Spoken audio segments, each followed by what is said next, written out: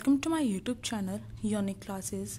आज हम करेंगे क्लास 12 की जो पॉलिटिकल साइंस है उसका आज हम सैम्पल पेपर करेंगे, यानी कि अभ्यास प्रश्न पत्र करेंगे। ये 2020 से 2021 का सैम्पल पेपर है, जिससे आपको ये पता चलेगा कि आपका जो क्वेश्चन पेपर है वो किस तरीके का आएगा बोर्ड एग्जाम में। और बहुत बार क्या होता है, जो सैम्पल पेपर होते हैं उन्हीं के क्वेश्चन आपके बोर्ड एग्जाम में आ जाते हैं। तो चलिए स्टार्ट करते हैं। इनसे आपके 30 जो क्वेश्चन हैं वो आपके तैयार हो जाएंगे। पहले हम फॉर्मेट समझेंगे और फिर उसके बाद हम क्या करेंगे, इसका सॉल्यूशन करेंगे। तो देखिए आपका जो एग्ज़ाम का टाइम होता है वो आपके 3 घंटे हैं। और आपको यहाँ पर एक बात ध्यान रखने की है कि पहले जो पोल साइंस का पेपर आता था वो आपका टोटल 100 मार्क्स का होता था, पर अब की बार से 2020 से 2021 में आपका जो क्वेश्चन पेपर है वो 80 मार्क्स का आएगा, यानी कि जो 20 मार्क्स हैं वो आपके प्रैक्टिकल के होंगे। और प्रैक्टिकल के लिए आपको ज़्यादा चिंता करने की ज़रूरत नहीं है। मेरा मानना यही है, यहाँ पर सजेस्ट करना मेरा यही है कि आपको प्रैक्टिकल के लिए चिंता नहीं करनी है। प्रैक्टिकल में बच्चों को मार्क्स मिल जाते हैं, पर आपका जो बोर्ड एग्ज़ाम है उसमें आपको कोई भी मार्क्स दिलवाने वाला नहीं है। सारे मार्क्स आपके हाथ में है। ना तो आपके नंबर बोर्ड एग्जाम में कोई काट सकता है और ना ही आपको फ्री में दे सकता है। इसलिए जैसा आप अपने आंसर शीट में जिस तरीके से एक्सप्लेन करके आएंगे, जिस तरीके से अटैम्प्ट करके आएंगे, सब कुछ आपकी आंसर शीट ही डिसाइड करेगी। जो एग्जामिनर है उसे नहीं पता है कि आप कौन हो, कहाँ से पढ़ते हो, प्राइवेट में हो, गवर्नमेंट में हो, कितने ट्यूशन लगे हुए हैं, कितने दिन रात मेहनत करते हो। उन्हें इन सारी चीज़ों से कोई मतलब नहीं है, उन्हें कुछ नहीं पता होता है। इसलिए आंसर शीट ही डिसाइड करती है कि बच्चा कितने पढ़ने वाला है।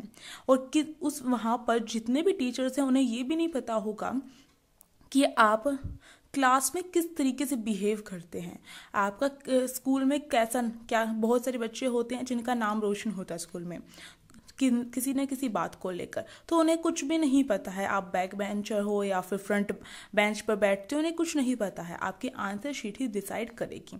अब यहाँ पर फॉर्मेट हम देख लेते हैं। फॉर्मेट देखने से आपको क्या फ़ायदा होता है? फ़ायदा ये होता है कि आपको पता होता है बोर्ड एग्जाम में जब क्वेश्चन पेपर आता है तो आपको पता होता है इतने से लेकर इतने नंबर के क्वेश्चन जो है इस साइड मिलेंगे मुझे, इतने से इतने के क्वेश्चन के जो मार्क्स हैं वो यहाँ पर मिलेंगे। कौन सा मुझे पहले अटैम्प्ट करना है, कौन सा बाद में अटैम्प्ट करना है।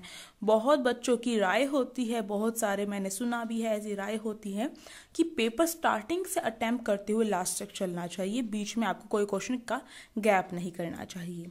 पर ये बिल्कुल गलत है। यहाँ बोर्ड एग्जाम में ऐसा कोई रूल नहीं है। आप कोई भी क्वेश्चन पहले कर सकते हैं, कोई भी बाद में कर सकते हैं। तो किस तरीके से आंसर शीट अटैम्प्ट करनी है इसके बारे में मैंने थोड़ा बहुत बता रखा है, आप वहाँ से देख सकते हैं। अगर नहीं देखी वो वीडियो तो डिस्क्रिप्शन बॉक्स में लिंक दे दिया जाएगा। और जो काफ़ी बातें हैं जो मेरे दिमाग में अभी आ रही हैं उन्हें मैं नोट डाउन कर लूँगी और एक अलग वीडियो आपके लिए बनाऊंगी एग्जाम से पहले, क्योंकि बहुत सारी बातें ऐसी होती हैं हम एकदम से हमें सारी बातें याद नहीं आती हैं जो इम्पोर्टेंट होती हैं। अब देखिए यहाँ पर सभी प्रश्न करने अनिवार्य हैं, तो सारे क्वेश्चन आपको करने होंगे जितने भी क्वेश्चन दिए गए हैं। कोई कंपलसरी नहीं है, आप कंपलसरी है जब भी आपको मार्क्स मिलेंगे। अब देखिए जो खंड ए है यानी कि सेक्शन ए है उसमें 1 से लेकर 16 तक के क्वेश्चन पूछे जाएंगे और सारे के सारे वस्तुनिष्ठ होंगे, यानी कि उसमें आपके एमसीक्यू टाइप क्वेश्चन भी आ जाएंगे, फिलिंग द ब्लैंक्स वाले भी आ जाएंगे, आपके सही गलत बताने वाले भी आ जाएंगे, किसी लाइन को ठीक करके लिखने के लिए भी आ जाएंगे। तो इस तरीके के प्रश्न पूछे जाएंगे। अब जो खंड बी है वो आपका 17वां और 18वां क्वेश्चन इसमें कवर होगा। खंड बी यानी कि सेक्शन बी, और इसमें इसका जो 17वां 18वां जो क्वेश्चन है दोनों के दोनों 1-1 नंबर के होंगे, यानी कि जो आपका सेक्शन ए और सेक्शन बी है वो 1 मार्क्स के होंगे उनमें सारे क्वेश्चंस। और जो सेक्शन बी है वो आपका क्या होगा, बहुवैकल्पिक पर आधारित होगा। इसका मतलब है कि एमसीक्यू टाइप क्वेश्चन होंगे। बहुवैकल्पिक मतलब मल्टीपल चॉइस क्वेश्चंस। अब देखिए आपका 19 से लेके 22 तक के जितने भी क्वेश्चन है वो आपके 2 नंबर के होंगे और आपको 40 शब्दों में आपको लिखना है। आपको ये याद ध्यान नहीं रखना है कि 40 शब्दों में लिखना है। यहाँ पे आपको बताई गई है वर्ड लिमिट कि इतने में लिखना है। अगर आप थोड़ा ज़्यादा लिख देंगे तो कोई प्रॉब्लम नहीं होगी, पर प्रॉब्लम आपको ही होगी अगर आप सोचिए 2 नंबर का क्वेश्चन है और आप उसमें 3-4 पेज भर के आएंगे तो इससे तो आपको ही नुकसान होगा, क्योंकि आपका जो टाइम है वो ख़त्म होता जाएगा। और टाइम को मैनेज करना वो आपके हाथ में। और कैसे करेंगे, जब आप पहले प्रैक्टिस करेंगे लिखने की, कोई भी क्वेश्चन उठाइए और उसे लिखना शुरू कीजिए। इससे आपके दो फायदे होंगे, आपकी हैंडराइटिंग भी अच्छी होगी, आपकी स्पीड भी अच्छी होगी, सोचने की शक्ति भी अच्छी होगी, कई फायदे हैं। अब देखिए आपका 23 से लेकर 27 तक का जो क्वेश्चन है वो आपके 4 नंबर के होंगे। मैंने कह रखा है कि जो 2 नंबर का क्वेश्चन है यानी कि 2 पॉइंट लिखने हैं, आपको उसे एक्सप्लेन करना है। 4 नंबर के क्वेश्चन है तो 4 पॉइंट लिखना और एक्सप्लेन करना है। अब आप पर डिपेंड करता है कि आप कितना एक्सप्लेन कर सकते हैं उसे, और कम से कम एक्सप्लेन करें तो 3 लाइनें तो आपकी भरनी चाहिए एक्सप्लेनेशन में। जैसे कि मैंने आपको बता रखा है, यहाँ पे आपने पॉइंट लिखा है और फिर इसके बाद यहाँ इन 3-4 लाइनों में आप एक्सप्लेन करेंगे। अब देखिए 28 से लेकर 29 ये 2 जो क्वेश्चन है ये आपके मानचित्र यानी कि मैप वाला क्वेश्चन पूछा जाएगा, जिसमें आपको क्या है, मैप भी आपका 5 नंबर का होगा और कार्टून बेस होगा, यानी कार्टून भी आपका 5 नंबर का होगा। आपको पता होगा जो मैप दिया जाता है क्वेश्चन पेपर में, उसे आपको हिस्ट्री की तरह, ज्योग्राफी की तरह आंसर शीट में अटैच नहीं करना होता है पोल साइंस में, बल्कि मैप के नीचे क्वेश्चन दिए जाते हैं, उन क्वेश्चनों के आंसर आपको आंसर शीट में लिखने हैं। और जो कार्टून है, कार्टून भी दे दिया जाता है और उसके आधार पर कुछ क्वेश्चन पूछे जाते हैं, उनके आंसर आपको देने होते हैं, ना कि वहाँ पर कार्टून बना के आना पड़ता है। ये तो आप इन चीज़ों से वाकिफ होंगे। अब देखिए 30 से 32 तक के जितने भी क्वेश्चन हैं, यानी कि टोटल आपके 32 क्वेश्चन होंगे। 30 से 32 तक के जितने भी क्वेश्चन है वो आपके 6 नंबर के होंगे। और इन्होंने वर्ड लिमिट बताई है 150 शब्द, यानी कि लगभग आपके 1.5 पेज हो जाएगा, या फिर 1 पेज कहा जा सकता है, वो आप पे डिपेंड करता है। कम से कम आपको पूरा 1 पेज तो भरना ही भरना होगा, लिखना ही होगा। और अगर आप और भी अच्छा कर सकते हैं तो 1.5 पेज का जो आंसर है 6 नंबर के लिए बहुत होता है मेरे ख्याल से, और आप अपने अकॉर्डिंग अटेम्प्ट कर सकते हैं। आपको 6 पॉइंट बनाने हैं और उनके आपको एक्सप्लेन करना है। और पॉइंट बनाने नहीं आते हैं तो मैंने हिस्ट्री के पॉइंट बनाने सिखाए हैं, इसी तरीके से आप पोल साइंस के भी बना सकते हैं, कोई इसमें बड़ी बात नहीं होती है। अब देखिए हम अब यहाँ पर आज इस जो ये वीडियो है इसके अंदर हम जो खंड ए है उसे सॉल्व करेंगे। तो देखिए पहला प्रश्न यहाँ पर पूछा गया है, निम्नलिखित में से कौन सा काल दूसरे विश्व युद्ध का समय है। तो दूसरे विश्व युद्ध का समय यहाँ पर पूछा गया है, यानी कि यहाँ पर ऑप्शन दे दिए गए हैं और इनमें से हमें बताना है कि दूसरा विश्व युद्ध का समय कौन सा था। अब आप सभी को पता होगा दूसरा विश्व युद्ध कब समाप्त हुआ था, वो हुआ था 1945 को। पर यहाँ पर कब से लेकर कब तक रहा था दूसरा विश्व युद्ध, वो समय दिया गया है। अब देखिए पहला ऑप्शन यहाँ पर 1935 से 1945, दूसरा 1933 से 1945, तीसरा और चौथा पढ़ने की तो कोई बात ही नहीं, क्योंकि यहाँ पर 50-50 दे रखा है, तो 2 ऑप्शन कट हो गए और आपका 1939 से 1945 तक दूसरा विश्व युद्ध रहा था, इसलिए सेकंड वाला इसका ऑप्शन सही है। अब नेक्स्ट क्वेश्चन यहाँ पर है, खाली स्थान भरें, यानी कि फिल इन द ब्लैंक्स भरना है। इसमें लिख रखा है संयुक्त राज्य अमेरिका, यानी कि यूएसए, जैसे यूएसए कहा जाता है, और डैश के बीच चले वैचारिक युद्ध को शीत युद्ध कहा जाता है।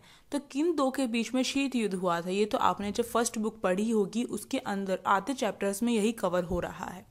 तो शीत युद्ध किन दोनों के बीच में हुआ था, एक तो यूएसए और एक हुआ था यूएसएसआर, इन दोनों के बीच में शीत युद्ध हुआ था, यूएसएसआर यानी कि सोवियत संघ।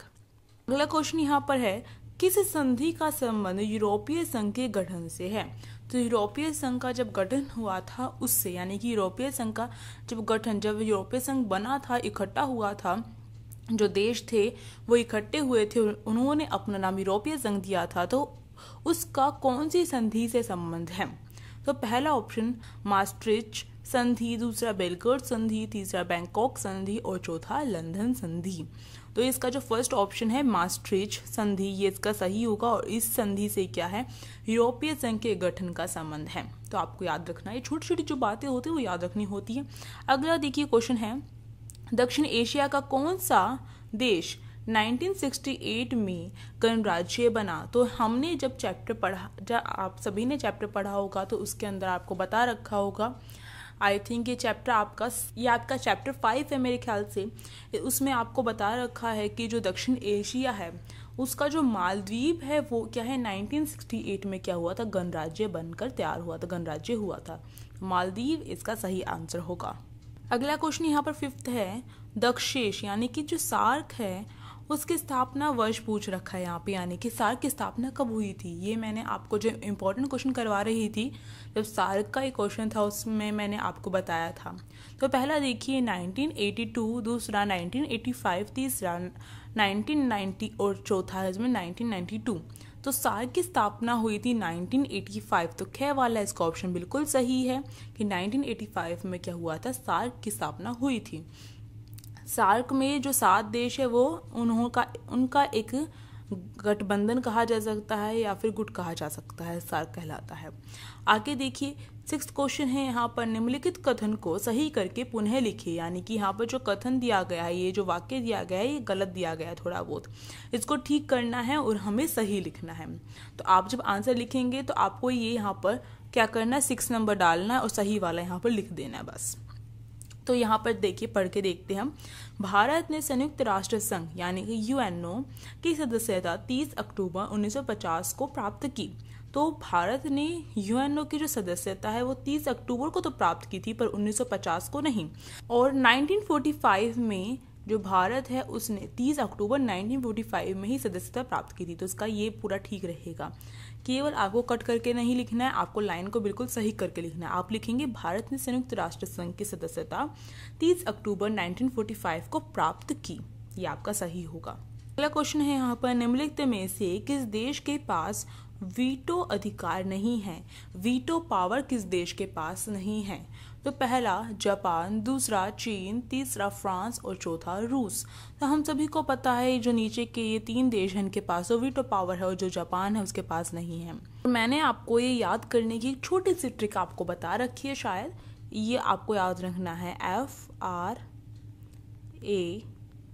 FRACE, ये बन गया आपका फ्रेस।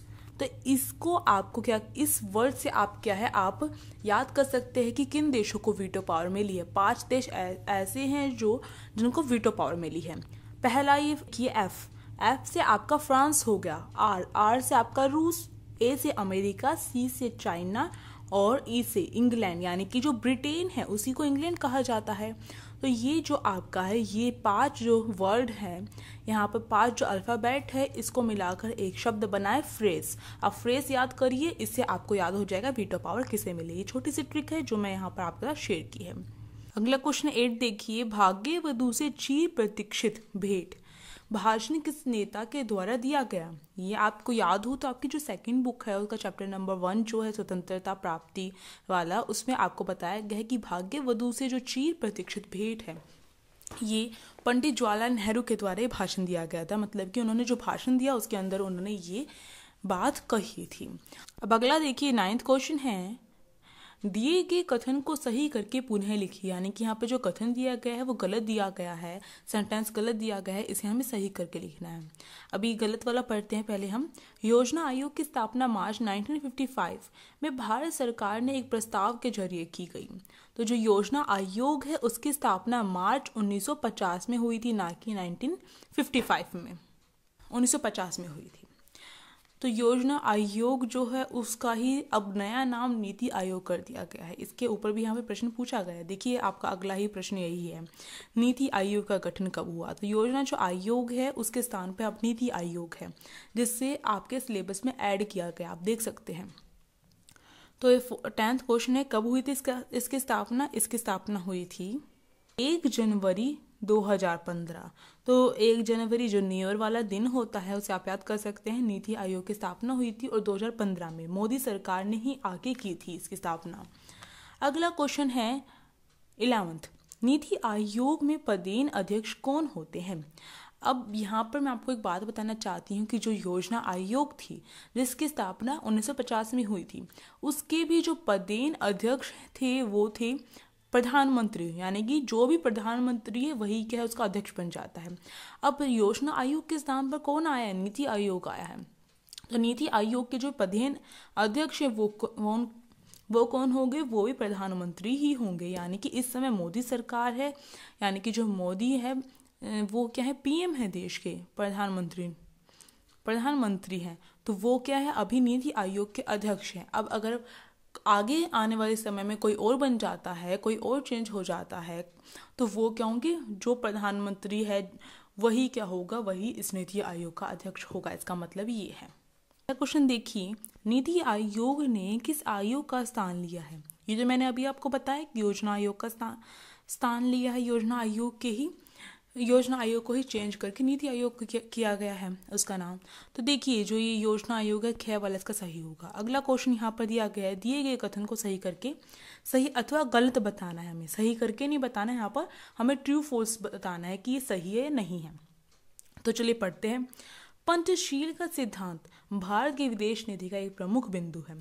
तो मैंने आपको जो बताया था भारत की विदेश नीति के ऊपर जब प्रश्न करवाया था, इंपॉर्टेंट क्वेश्चन, देखिए चाहे आपका कैसे भी घुमा फिरा के आए आपको क्वेश्चन पूछ लिया जाता है, चाहे वो 1 नंबर में आए, चाहे 5 नंबर में आए या 6 नंबर में। 5 के तो आते ही नहीं।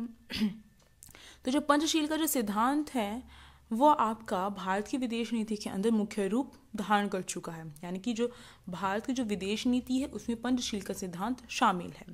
और अगर आपको याद हो तो चीन और भारत के बीच में पंचशील का सिद्धांत हुआ था, समझौता हुआ था, पर पंचशील का सिद्धांत भारत की विदेश नीति में शामिल कर लिया गया है और ये प्रमुख बिंदु भी है, इसलिए ये सही होगा।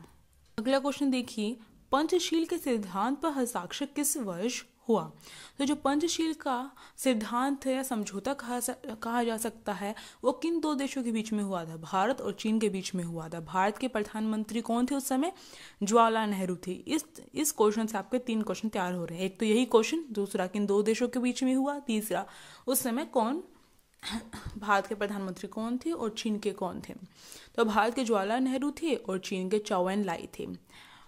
तो यहाँ पर देखिए, यहाँ पर पूछ रखा है किस वर्ष में हुआ था, तो ये हुआ था 1954 में। तो ख वाला इसका सही है। और पूरी डेट बताऊँ तो इसकी पूरी डेट थी 29 अप्रैल 1954। तो आपको याद रखना है। अगला क्वेश्चन देखिए, दिए गए कथन के सही अथवा गलत लिखिए। सही या गलत बताना है हमें। तो देखिए यहाँ पर कथन दिया गया है हमारे सामने, कुंडलम परमाणु ऊर्जा संयंत्र भारत और अमेरिका के बीच सहयोग से स्थापित किया गया। तो यहाँ पर ये गलत होगा, इसका आपको गलत लिखना है। क्यों गलत है ये? क्योंकि यहाँ पर अमेरिका के स्थान पर रूस आएगा। तो आपको इसको ठीक भी याद करना है कि किन दोनों के बीच में हुआ था ये परमाणु ऊर्जा संयंत्र। अगला प्रश्न है, भारत द्वारा प्रथम परमाणु परीक्षण किस स्थान पर किया गया? तो आपको याद रखना है भारत के दोनों जो परमाणु परीक्षण है वो राजस्थान में हुए थे। पहला कहाँ पर हुआ है? पोखरण में हुआ है। तो यहाँ पर प्रथम पूछ रखा है, इसलिए यहाँ पर आपको देना है पोखरण राजस्थान। तो जो राजस्थान के अंदर जो पोखरण है उसमें पहला परमाणु परीक्षण हुआ था। तो इसी के साथ आपका यहाँ पर मैंने फॉर्मेट में भी समझा दिया, कुछ इंपॉर्टेंट टिप्स भी दे दी हैं और साथ ही साथ मैंने यहाँ पर 16 तक आपके क्वेश्चन तैयार करवा दिए हैं।